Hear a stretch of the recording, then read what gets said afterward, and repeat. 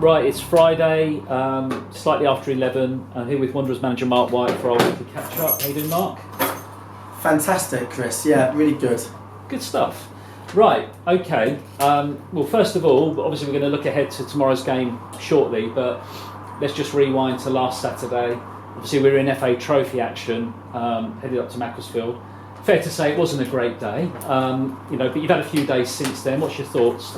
Yeah, I mean, massively poor performance. The zero excuses. I mean, I could say that we definitely set the team up wrong. Have done that a few times against teams, Horsham and Macclesfield. Many similarities between those two games. Players underperformed significantly. Macclesfield were great on the day. They are, they belie their sort of step 3 status. They do mornings and there's they're massively a club on the up. But listen, no team in our division should ever get beat 5-0 by a team from 2 below. Ironically, there was a few results in the competition that went that way. Yeah. Lots of learns really for us, and we were really chomping at the bit for the York game. We had a sleepless few nights. We were ready to go for that York game, and we'll be ready to go tomorrow. We've got a lot of work to do with building the team, the mentality of the team, and to where we want it to be. I'm making changes behind the scenes all the time. We look forward to the next 20 odd games, a long way to go. We can't look any further than just building one game at a time, and we've certainly got a big run of games, and that's what we'll do. We'll focus on what's in front of us. We've got a lot of work to do on and off the field. If I'm honest with you, on and off the field, this is a tough time. We are a very small club in our league, and we need everybody on our side. Unfortunately, I know that all of our fans they're superb. Our fans are the best. Absolutely. And I was going to, I know we don't want to dwell on it for long, but obviously I was going to ask you about York because it was frustrating. You got a long way up the M1, and obviously then we got the news that the game was off. So that was frustrating, especially so soon after Macclesfield games. I know you were keen to. Yeah, it was. I mean, look, listen, yeah. Matt, their owners, come out and said, yeah, that's not fair, and he's also done a deal for fans. So we appreciate good owners that do things properly, and I've no doubt that Matt maybe wasn't privy to the detail behind it, but we had requested, obviously, an inspection for the day before. Obviously you get these morons that have no brain, that don't understand. They go, 6 hours is good notice. You're like, well, no. A, we're part-time, so therefore our players are taking an extra time off work that day and the day after. B, you can't cancel a coach that costs £1,500 when it's in fucking Chesterfield, right? C, you've made the food that goes on the coach. D, we'd booked a lunch that cost 600 quid en route. So for those that are a little bit short of savvy, it's an expensive issue.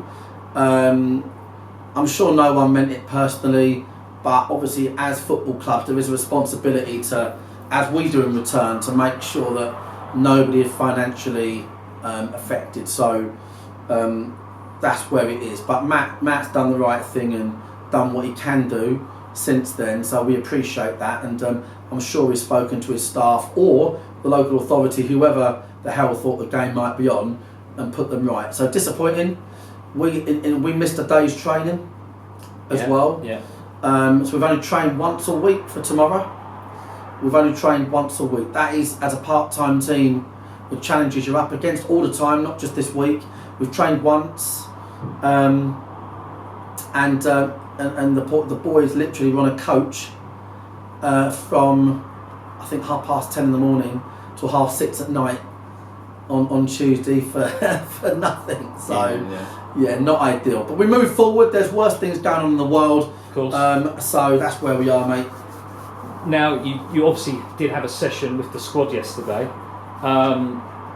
I was going to ask how they're looking. I know you've had obviously everyone knows about James McShane, and we wish him well. I know he's having his op soon, but how's the rest of the squad looking? Baz's hamstring is no good. Briggsy should start training again next week. Baz will be a few weeks after that. That's pretty much where we are. Most other people are available. I think we've got 17 to choose from outside of those two, and we're looking forward to the visit to Gateshead tomorrow. And obviously we appreciate what will be a handful of Gateshead fans that come down. That's much appreciated. That's a long old way to go. Yeah, absolutely. And I was going to ask you about tomorrow's game, but you just covered it. I mean, obviously it'd be good to be back at Meadowbank and back in league action. Yeah, we've obviously got to show we've been poor at home and we've been good on our travels. We've got to turn that round. We're playing an excellent team, a different type of team to when we played them last. They're going to be organised. They're going to be looking to turn around their recent run of form. We're organised. We spent yesterday really just primarily organising ourselves for the game. Boys have got a real big point to prove, and we'll be working hard to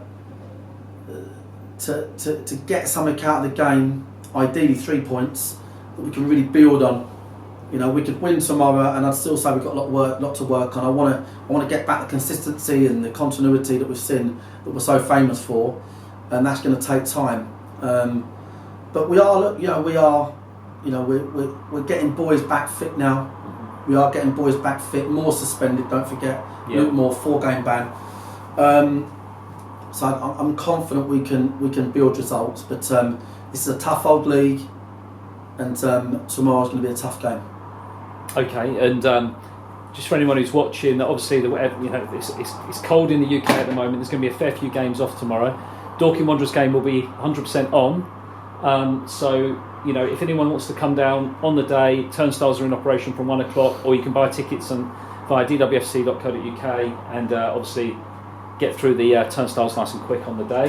And then finally, Mark, obviously on Tuesday the games come thick and fast. We're off to Dagenham, and I just wanted to mention, whilst I've got you, that obviously it'd be good as ever to have a decent away following on the night. It's not a long away trip, and we've had quite a few long away trips in recent times. So if anyone wants to jump on the supporters coach, book your seat, leaving Dorking at 5 o'clock, again through dwfc.co.uk, and get behind the lads on the road. Yeah, listen, I mean, we'll the fans last year, we had a bit of a blip last year. The fans were incredible, and then it's those same fans that were exuberant when we beat, I think, Altrincham at home and pretty much secured our status.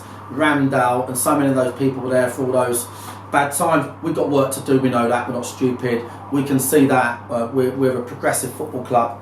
We will keep working hard at it, and tomorrow's another opportunity, as is this big run of games, to really start building up some momentum. Okay, agreed. And on that note, Mark, I wish you well. Cheers, mate. Good luck tomorrow, and we'll catch